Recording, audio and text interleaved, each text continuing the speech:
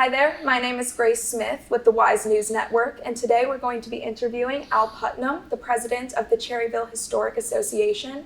He's also the president of the Cherryville Historic Museum Board of Directors. So, Al, I've been told that y'all are filing a lawsuit against the City of Cherryville for the rights to this building that we are in today, this museum. What is the purpose of this lawsuit? So the purpose of the lawsuit was to preserve the building that we're in. This was the original City Hall built in 1911. It was the police department, it was the fire department, it was the clerk of court, it was the magistrate, as well as there was a jury and courtroom upstairs. So we want to preserve the building, and our whole intent has been to preserve the building. The city actually wants to take control over the board of directors, our funding, and all of that. Now, if they want a representative, that's fine, but they're not going to get all 5 board members of it. So they demanded that we adopt these new set of bylaws that they had written up. Then we were all to resign, and they were to appoint board members. It's not a government agency like other things, but we want to preserve this building to be able then to tell our history. And can you tell me a little bit about some of the artifacts built into this museum that y'all are seeking to preserve?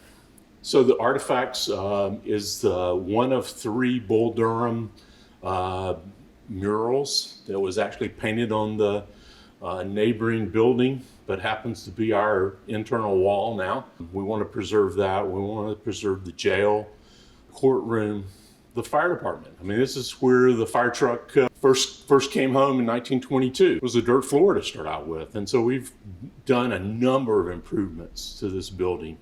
And this all started before the city actually took possession of it. Somewhere along the line, there was a mistake made, and the deed was never encumbered to be a museum, even though we have letters from the city attorney at the time and all that says, yeah, it was given to the association, and the City of Cherryville ended up with the land deed, the title to the property, but they never encumbered it. But it was given to be and preserved as a museum. You mentioned some improvements that you have done to the infrastructure of this building. Can you go into a little bit of detail on what your board has done to improve upon the integrity of this building? There was an agreement with the city, and the city never followed through with their commitment to take care of the physical building. And so we've had to do individual work to maintain the building. We still have water leaks. They just paid $45,000 and because of rotten windows on the main floor here, and all of that's still leaking. They didn't go back to the source problem. There was a letter from the North Carolina Historic Association, or Natural Sciences and Archives in Raleigh. They actually came in and did a survey of the building. They have recommendations. None of those were ever funded by the City of Cherryville. So we actually put air conditioning in the building. We put the brick flooring in the front part of the first level. Those kind of things, as well as then build out the displays, and those are physically attached, but they're coming with us if we have to move. Y'all recently had a notice pinned to your door. Can you tell me a little bit about what that notice stated? The notice stated that the city will not renew our lease. Well, we don't have a lease with the city. They've been negligent. As well as us. Our understanding is there's a 99-year lease, but nobody seems to be able to produce that document. There's a point of contention. That was all mentioned in the lawsuit that we filed, and they're just moving forward. with anticipating that they're going to be successful in the lawsuit. We will make plans to actually store the contents, every content in this building, down to the bare brick walls, to be able to take care of preserving the Cherryville history. How has the museum been planning to move forward since receiving this notice? So we had a board meeting yesterday, and I believe that we have a understanding amongst the board of directors, and they told me to move forward with all aspects of planning for either a move, continuing to fight our lawsuit. So was pretty much given a mandate. What is your best case scenario for this situation? If y'all had it your way, what would the end goal and outcome be?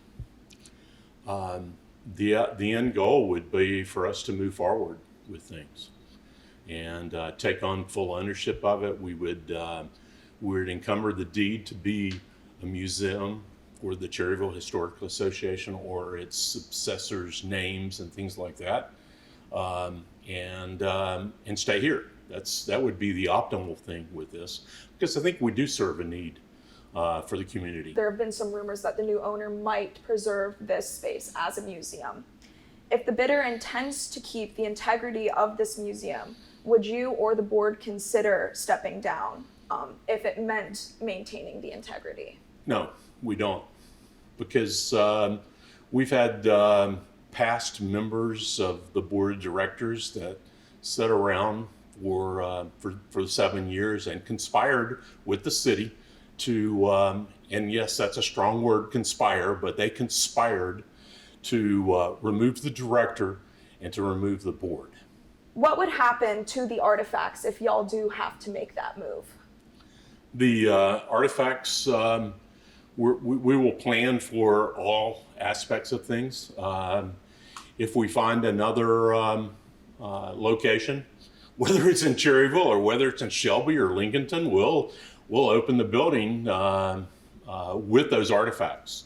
Now, if we can't find a building with things, or we can't put programs together, everything will go into secured, climate-controlled storage, as well as our plans are to have a professional museum moving company come in and preserve the artifacts so that they can be stored. I was reading the lawsuit earlier today, and I noticed that the Rotary Club is also mentioned in the lawsuit.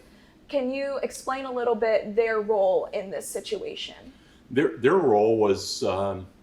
Strapp, still talking in our background here, he was a Rotarian and as a landscaper in town, and he made sure that and got the Rotary Club involved, and because they're on the letter and they fell out of interest of it.